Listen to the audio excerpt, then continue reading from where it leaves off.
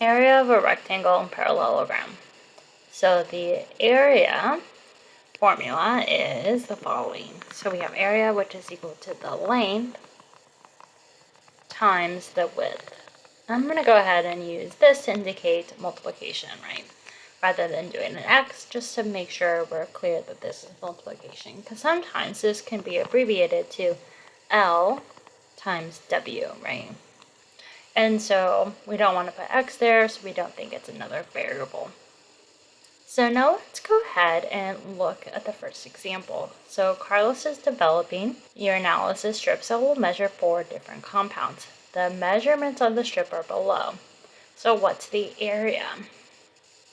So we have 5 milliliters and we have 80 milliliters, right? And so we can say this 80 is our length, right? So that's our L, and this could be our width, right? Now, if we go ahead and go A times L times W, well, length, we'll just substitute this number in. So we have 80, then times this W, which is 5.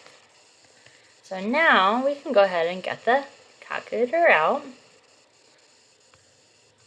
80 times 5, and we get 400. And then this is area, right? And this is milliliters. And to indicate that this is area, we go milliliters squared, right? Because we have essentially, right, these two that are combined, right? Or the multiplied together. So we have 2 copies of it, so it's squared. So let's go ahead and just circle that to show that that is our solution. Now let's do the next example. So example 2. We're going to determine the area of the following parallelogram. So once again, right, area is equal to length times the width. Well, the width here is a little bit different, right? Because we have a parallelogram like this. This would be considered our width, and this would be considered our length. And the reason that this works is if we were to take this and put it right here, right, so this just comes out, this is like this, right, this whole thing, right, this would still be 30, and this is 15.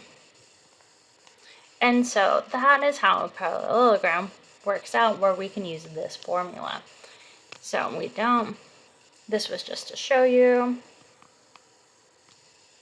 So we have, right, so our length, which is 30, then times the width, which is 15. We'll get the calculator out. 30 times 15, and we get 450. And now we have inches, so it's inches squared. So that would be our area of this parallelogram.